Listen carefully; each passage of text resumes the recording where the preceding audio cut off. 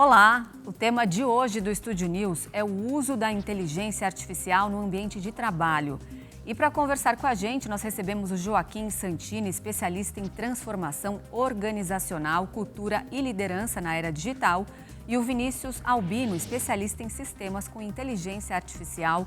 Sejam muito bem-vindos, é um prazer recebê-los. Muito obrigado, Renata. Oi, Renata, muito obrigado pelo convite. Ela veio para ficar e revolucionar. A inteligência artificial entrou com tudo no mercado de trabalho, transformando a forma como as empresas operam e como os colaboradores atuam. Os benefícios são inúmeros. Por outro lado, ainda existem questões que precisam ser estudadas e esclarecidas. Eu começo perguntando para o Joaquim, quando a inteligência artificial começou a ganhar espaço na área profissional? Então, na área profissional, ela ganhou espaço a partir do ChatGPT em 2022. O marco é esse, né? Mas ela surgiu na década de 50. O primeiro surgimento dos primeiros modelos matemáticos e algoritmos foi na conferência de Dartmouth College, nos Estados Unidos, em 1956. Evidentemente que eram modelos muito fechados, eram modelos que não tinham toda a inteligência que tem agora. Então, tem alguns marcos da evolução da inteligência artificial, né? Começou com essa inteligência artificial que é dita por alguns como simbólica, a da década de 50, foi evoluindo, passou pela machine learning, passou mas continua, né?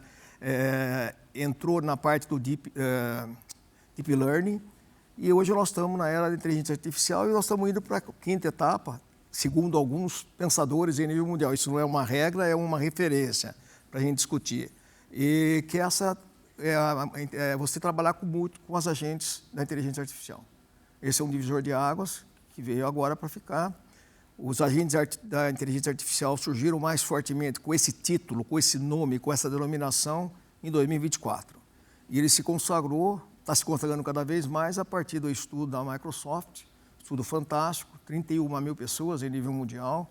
O Brasil era um dos países, foram mais de 50 países que participaram desse estudo, que eles definiram a tal da empresa fronteira. A empresa fronteira é a que começa a operar com a inteligência artificial integrada ao humano. É o humano mais inteligência artificial. Então, esse é o momento que nós estamos vivendo.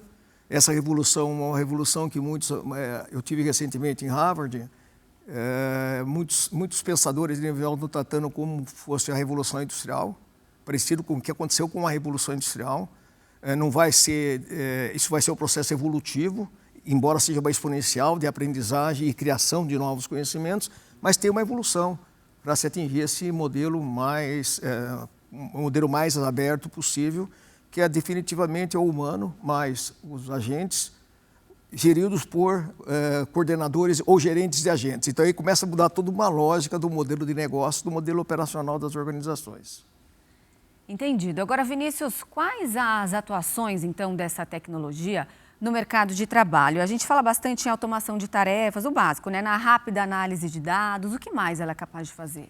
Olha, eu gosto muito de segmentar que a AI ela tem segmentos menores, né? Então, quando a gente fala de AI, a gente está falando, como bem o Joaquim comentou, a gente fala do machine learning, né, que é o aprendizado de máquina, a gente fala do que é a parte de deep learning, onde entra mais de reconhecimento de imagens, essa parte um pouco mais profunda. E a gente está agora na parte da AI generativa, que é a parte que combina esses dois cenários. Então, quando a gente trabalha no ecossistema corporativo, a gente une esses três conceitos, né, para trazer toda a parte que é projeção de capacidades que uma empresa pode ter produtiva, toda a parte de identificação de padrões, toda a parte de identificação de fraude, por exemplo. Isso tudo está dentro do âmbito da AI, ou da inteligência artificial, né? Então, quando a gente traz a IA generativa, ela de fato ajuda a gente de forma como um copiloto, ou então de forma a ajudar a gente na criação de conteúdo, na parte de geração de imagens, por exemplo. Então, ajuda muito as equipes de marketing a gerar novos conteúdos, a fazer peças de trabalho dentro dos setores. Então, e a comunicação interna também. Então, os setores de RH, toda a parte que existe, todo um processo que precisa comunicar, a gente consegue entregar isso para o usuário final ali para o colaborador da empresa. Eu acho que o Vinícius fez várias colocações muito interessantes, uma delas que destaca sobre a minha ótica, né? Que minha ótica é muito da transformação organizacional, porque não é a AI como uma ferramenta, é a AI como um novo colaborador dentro de um ecossistema diferente. Exato. Foi o que o Vinícius abordou bem do ecossistema. Então, as estruturas organizacionais como são conhecidas hoje, CEO, diretor, C-level, diretor, gerente, supervisor e blá, blá, blá, isso aí se destrói com esse novo modelo, que é a empresa fronteira, porque, na verdade, são ecossistemas horizontais que têm que ser gerenciados.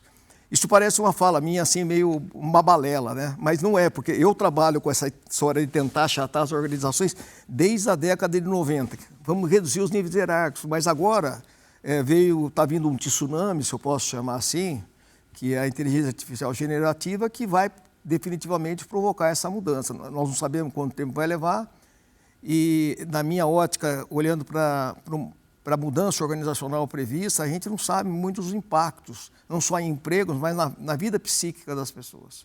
Então, é uma coisa que ainda vai ter que aprender um pouco com isso. Tem projeções, tem estudos.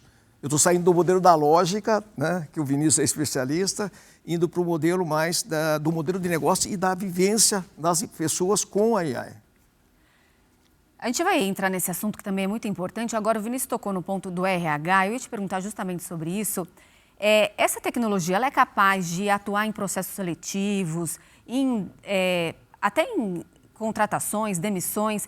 Ela atua, e muito bem, pelo visto, pelo que a gente tem visto, na forma de como as empresas conseguem se comunicar com seus funcionários?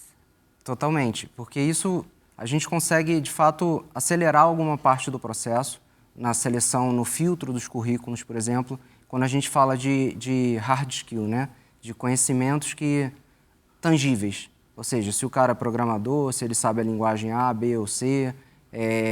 Isso tudo são coisas que a gente consegue metrificar dentro do uso da AI para poder fazer algum processo de seleção dentro desses critérios. O que fica um pouco mais complicado é a parte do soft skill, né?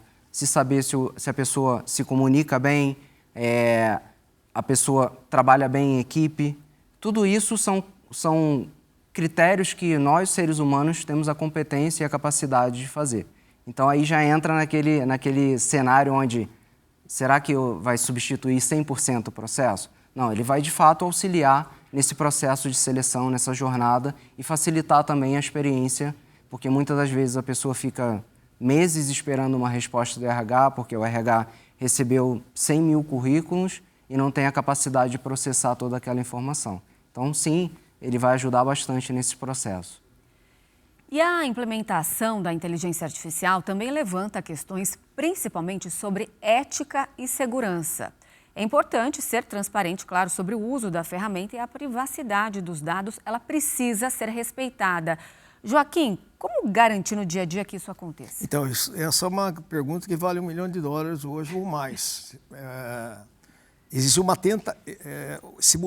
como eu disse, estava dizendo a vocês, é tudo muito inicial. Parece que não, mas tudo é muito incipiente. Como você colocou bem para o Vinícius respondeu de forma altamente competente, você pegou RH. Mas não é RH, eu tenho que pegar o negócio. Então, um dos erros que se comete, eu vou tentar responder a sua pergunta, um dos erros que se comete é achar que a AI é do departamento de tecnologia, ou é do departamento de recursos humanos, ou é do departamento XYZ. A AI tem que ser um departamento lá em cima, tem que criar o tal do CAIO, que é o Chief AI Operations. Vai ter que criar esse cargo lá em cima, que talvez seja uma discussão que a gente vai ter daqui a pouco. Quer dizer, eu vou ter que ter um chefe de operações e AI lá em cima, respondendo para o C-Level, respondendo para o CEO. Quer dizer, essa é uma lógica que tem que mudar. Agora, voltando à questão da ética, da transparência, eu estava participando de um outro congresso na Europa recentemente, e uma das questões mais discutidas é como garantir a segurança cibernética. Hoje é uma preocupação terrível, por causa também desse avanço da AI. Então, fica muito flexível, fica muito mais tangível os ataques cibernéticos. Então, eu vou dar exemplo de um cliente que eu trabalho, é uma grande empresa global, né? Eles, por exemplo, proibiram a utilização de qualquer inteligência artificial que não fosse o único modelo atrelado ao ERP deles. Então, eles fecharam. Sim. Então, os caras fazem o quê? Na empresa, eles trabalham com aquele modelo quando trabalham, porque é um modelo operacional, é um modelo operacional, é um agente só. Quando eles vão para casa, eles têm a liberdade, eles contratam lá os outros agentes e eles podem fazer as pesquisas dele fora do ambiente da empresa. Acho que esse é um ponto. A ética é outra questão violentamente discutida. Eu, sinceramente, eu não consigo te afirmar, Renata, que tem marcos já determinantes, tanto da questão da ética quanto da questão da transparência. Está se tentando definir regras, está se voltando para a definição. Mas o que eu acredito fortemente é que nós estamos trabalhando com um mundo complexo. E tem que entender, tem um pensamento complexo por trás, que vem a Edgar Morin, o filósofo, sociólogo francês, que fala da complexidade. A complexidade é o que está acontecendo hoje. É uma interação de variáveis com a inteligência artificial que a gente não sabe direito o que vai acontecer. Nós estamos aprendendo nesse processo. Então, definitivamente, eu não tenho uma resposta conclusiva e nem uma linha de pensamento que eu pudesse afirmar a você, olha, tem uma linha de pensamento A, B, C, que são correntes que estão vindo, exceto uma preocupação enorme a nível mundial com a segurança cibernética. Nossa, é um assunto bastante complexo que dá para a gente aprofundar bastante. Eu vou perguntar para o Vinícius agora. O Joaquim estava explicando para a gente aqui, vai ter que alguém lá de cima responsável pela IA e aí isso vai gerando todo um reflexo em cadeia na empresa, por exemplo, do que a gente vem falando aqui. Alguns estudos já mostraram, a gente sabe que isso é uma preocupação de muita gente, que várias profissões podem ser extintas conforme a inteligência artificial vai avançando. De fato, milhões de postos de trabalho estão em risco. Quais seriam as profissões mais suscetíveis? E aí eu já emendo uma outra questão, nisso muito que o Joaquim vem falando para a gente. Aí outros novos cargos, novas formas de trabalho podem surgir? Quais seriam aí as que apresentam maior potencial? Não, ótima pergunta. Dois pontos a serem tratados nesse. Um é a mudança cultural. De fato, o que o Joaquim falou, ela é de fato uma mudança de pensamento, uma mudança de comportamento estrutural. A forma como a gente estava acostumado a trabalhar, hoje nos 2 últimos anos, a gente vê isso se transformando de uma forma absurda e veloz. Sobre as profissões, eu não diria extinção, mas eu diria uma transformação na forma de trabalhar. Porque hoje, como a gente tem enxergado a IA, ela tem sido muito mais na forma colaborativa e complementar ao nosso trabalho, o aperfeiçoamento da forma como a gente executa determinadas coisas, e isso acelera a forma e o tempo de entrega que a gente tem no nosso dia a dia. Então, como reflexo disso, a gente vai ver aumento de produtividade, a gente vai ver um monte de casos onde, de fato, você vai, como ser pensante, né, vai conseguir, desenvolver melhor o raciocínio e acelerar a forma e aprimorar a forma de entrega. Sobre a questão de algumas profissões estarem em risco, as profissões que precisam estar atentas, e eu não diria em risco, eu diria que precisa se atentar a modernizar a forma como você trabalha, né? São profissões de trabalho repetitivo, de coisas que faz A, B, C e D procedural, né? Algo que você faz sequencial e de forma, muitas vezes, não precisa pensar muito para executar. Então, essas coisas podem ser, de fato, afetadas pela automação que a IA permite. Então, a gente precisa só estar atento e, de fato, transformar e renovar o nosso conhecimento para poder trabalhar em conjunto com a IA e não simplesmente substituir o nosso trabalho pela IA. Concordo totalmente com o que o Vinícius falou. Eu acrescentaria um complemento de dois itens. A pesquisa da Microsoft, essa pesquisa, que foi lançada agora em abril, foi feita em fevereiro e março desse ano, foi lançada em abril. Ela traz como uma perspectiva futura de novos cargos, seriam o quê? Os coordenadores de agentes, ou seja, gerente dos agentes, porque o gerente tem que coordenar tanto as AIs quanto os humanos que estão usando a AI. Então surge uma nova função. Surge o tal do CAIO que eu comentei, que é o Chief Inteligência Artificial, em português é CAIO, né? Mas é o Chief Artificial Intelligence Office, que vai ser lá em cima, vai ser no nível de todos os outros grandes executivos, né? Surge muito, Vinícius, que eu vejo, não sei se você tem essa experiência, que a sua experiência é fantástica, é técnica, também a questão dos programadores de AI. Sim. Porque são diferentes, os desenvolvedores de AI, eles têm outras competências do que um desenvolvedor de tecnologia. Então surge também essa questão. Sim. Então tem aí elencado várias questões de potenciais novos cargos ou novas funções. Tem até o próprio engenheiro de prompt. Isso. Que é o cara que vai escrever ali e interagir diretamente com o agente da inteligência artificial. Então, tudo isso são profissões. O cientista de dados vai ser cada vez mais importante, porque sim, a AI, ela de fato, a AI generativa, né, ela só existe por conta dos dados. Então, se você tem dados de qualidade, você precisa ter alguém que cuide desses dados, para de fato treinar o modelo e do modelo ele poder interagir e tirar o proveito que a gente tem visto aí recentemente. Essa questão ainda que o Vinícius traz agora é essencial. Se entrar dado ruim, vai sair ruim. Se entrar prompt ruim, quer dizer, a inteligência artificial, eu uso na minha empresa direto. Nós temos N agentes. Mas tem que ter uma inteligência humana por trás que sabe gerar um prompt, que sabe ver as respostas, isso aqui você está errando. Você tem certeza disso e vai checar com outra. Quer dizer, a inteligência humana não vai ser substituída. É o que o Vinícius colocou bem, eu concordo com ele. Existe a perspectiva de perda de empregos, existe essa perspectiva, Renata.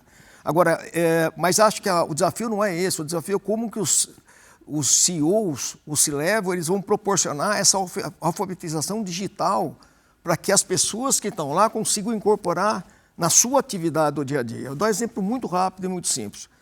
O exemplo do mercado do agronegócio. O agronegócio, as empresas que fornecem crop protection, produtos defensivos agrícolas, semente, tudo isso, eles dependem brutalmente de crédito, estimular o crédito, eles dão um crédito. Para isso tem toda uma inteligência de crédito por trás.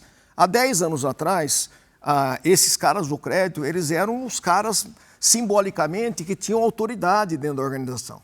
Hoje, em várias dessas grandes empresas, eles viraram simplesmente um cara que tem que ser um consultor do crédito, porque toda análise do crédito é feita por inteligência artificial. Então mudou o papel dele. Ao invés de ele ser um analista, ele não é mais um analista de crédito. Ele é um cara que tem que pensar em alternativas novas para gerar novas formas de crédito. A inteligência artificial, obviamente, ela já é um papel fundamental no mercado de trabalho, já exerce esse papel, mas que precisa de um humano por trás. Eu te pergunto, ainda existem limitações na capacidade de criar conteúdo totalmente também original através dessas IAs? Porque é lógico, quando elas são aplicadas nas empresas, ali no dia a dia, elas passam a ter uma grande responsabilidade com o que estão apresentando. Existe uma pequena ou grande possibilidade de erro? Bom, na minha opinião, essa possibilidade de erro ela existe e depende muito do tipo de conteúdo que eu estou gerando ou do tipo de análise que eu estou fazendo. Deixa eu dar um exemplo, daí o Vinícius pode complementar. Deve complementar, Vinícius. Você vai fazer uma análise de cenários, projeção futura de demanda de cliente. Eu vou pegar o banco histórico e supondo que o banco tem qualidade, isso já é um grande problema no Brasil, como um todo, porque ainda não tem uma estrutura digital robusta, exceto nas grandes empresas, bancos, etc., que tem. Quando você vai para o middle market ou small market, não tem uma estrutura digital robusta. Vamos supor que você pegou um banco de dados com boa qualidade. Ela vai fazer as projeções em cenários, usar os métodos estatísticos de projeção. Essa acuracidade, para mim, é boa, ela é boa. Deve passar de 80% a 90%, na minha experiência. Agora, quando estou fazendo, por exemplo, preparar um relatório técnico sobre um diagnóstico organizacional que eu fiz, eu me apoio na inteligência, nos agentes. Tem hora que ele faz citações que eu peço a referência. E quando eu peço as referências bibliográficas ou quais são os autores, de onde está escrito, o erro é mais de 50%, no meu caso. Isso estou falando que eu estou vivenciando isso há 1 ano e meio, é mais de 50%. Então, é isso que é importante. Não é você fazer um bom prompt só. Fazer um bom prompt é essencial, fundamental, ter inteligência humana para fazer um bom prompt. Mas como também é muito importante você conseguir analisar a resposta. Você tem que ter inteligência para verificar se o conteúdo que ele está te fornecendo é um conteúdo adequado ou não, porque ele vai fazer um escaneamento, né? Ele pega milhões de dados. Normalmente o conteúdo é bem elaborado, tipicamente. para certos assuntos.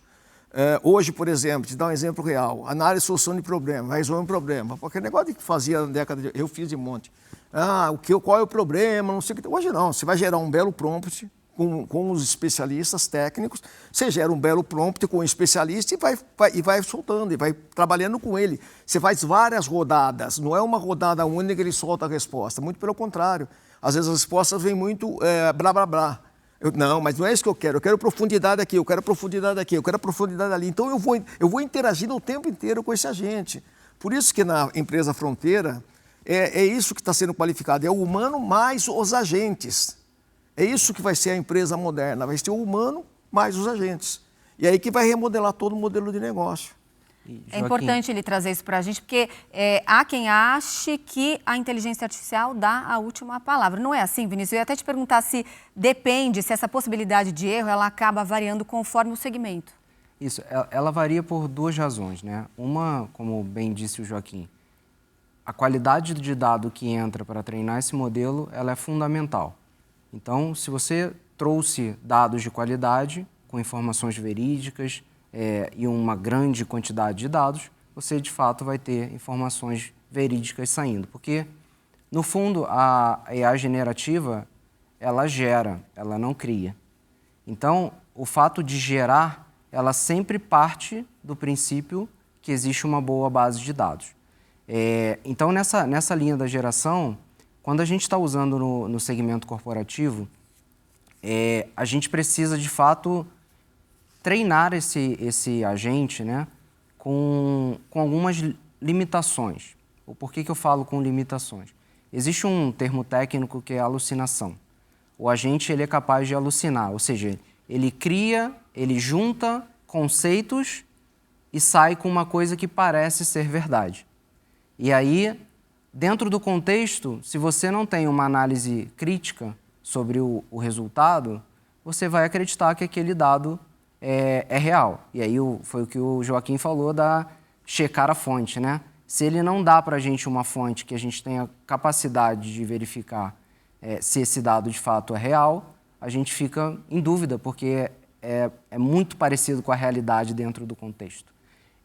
Então, o agente que a gente conhece, e aí falando dessas versões públicas que estão disponíveis na internet, eles são agentes generalistas, ou seja, ele sabe de tudo um pouco. Quando a gente traz isso para o âmbito corporativo, a gente treina esses agentes com o nosso dado. E aí a gente faz um modelo privado onde a gente consegue fazer um ajuste fino nessa questão da alucinação. Ou seja, ele não extrapola o que realmente está escrito. Então, se você pergunta, isso é A? Ele vai checar na base e vai dizer, é A. Ele não vai dizer, isso aí que pode ser C. Então, você consegue fazer essa regulagem para ele também não derivar muito do que é a realidade. Quando nós estamos diante de algo novo, a gente sabe que qualquer coisa que a gente está falando, a gente precisa de adaptação. O mercado de trabalho em geral, na sua visão, Joaquim, ele está se preparando, já tomou consciência para atuar de forma integrada a inteligência artificial? E o quanto é fundamental investir em treinamento para os funcionários se adaptarem a essas novas habilidades? Como que nós estamos nessa questão? Então, vamos lá. Eu vou começar mundial, já vem para o Brasil, tá? Mundialmente existe, na minha opinião, algumas ilhas de excelência de empresas em nível mundial que estão adotando esse modelo e evoluindo nesse modelo. As próprias pesquisas apontam a maturidade desse modelo, que é um modelo híbrido. É o humano mais agente, mudando toda a concepção da estrutura organizacional, dos processos de recursos humanos, dos processos de vendas, dos processos de marketing, mexe em tudo, no fundo, né? Na concepção toda. Que é aquilo que o Rodrigo colocou logo de saída. A questão, eu não vou mais gerir um departamento, eu vou gerir um ecossistema, muda a concepção. A questão toda que existe hoje, existe essa questão, no mundo ainda existe uma concepção muito falha quanto a isso. Por dar um exemplo para você, a pesquisa da Deloitte entrevistou 500 executivos em nível mundial, CEOs. E para ver a agenda deles, CEO e C-Levels, tá? C-Levels e CEO, 500 executivos. 14% deles só, em todas as reuniões do C-Level, discutem uma agenda de AI. 14%. O resto discute uma vez ao ano ou não discute. ainda. Não tá essa questão não chegou lá em cima ainda. O que eu estou querendo falar? Que vai ter que aportar um investimento enorme, brutal, em educação e treinamento. Eu quero separar um pouquinho. Treinamento é desenvolver a destreza para as pessoas saberem usar a inteligência, os modelos de AI. Mas vai ter que ter um processo educacional que é mudar a forma de pensar das pessoas. Vai ter que mudar, vai ter que ter uma adaptação mental, vai ter que ter uma mudança da mentalidade organizacional, da mentalidade do próprio líder das pessoas. Isso significa, quando você olha para o lado mais invisível das organizações, eu tenho que ressimbolizar o trabalho, eu tenho que criar um outro símbolo do que é o trabalho. Então, é uma ressignificação da própria organização e da cultura organizacional. O que a gente sabe já hoje, está comprovado, que os modelos organizacionais muito rígidos, muito hierárquicos, e muitas empresas são assim hoje no Brasil, elas atrapalham brutalmente uma implementação como essa, porque ela não consegue nem permitir a permeabilidade, a porosidade organizacional delas hoje. Então, eu vejo muito essa questão nesse sentido. O Brasil tem uma porcentagem hoje, nas pesquisas, muito otimista. 80% dos executivos brasileiros fazem que estão fazendo algum projeto de AI ou querem fazer em breve. Quando você vai para a base, para a força organizacional, você tem menos de 40% das pessoas habilitadas para utilizar a inteligência artificial. Menos de 40%. Esse número é um número que foi trabalhado em pesquisa também. Você percebe? Então tem uma dicotomia entre o que os executivos querem e o que está acontecendo com a base operacional. Meu grande medo, que eu já vivi alguns modelos como esse, né? É porque é legal falar de inteligência artificial hoje. Qual grande executivo não vai falar que na empresa dele está implantando a inteligência artificial? Ele vai se sentir obsoleto. Mas isso condiz com a realidade organizacional ou isso está distante da realidade organizacional? Então tem várias questões ambíguas que precisam ser respondidas ainda.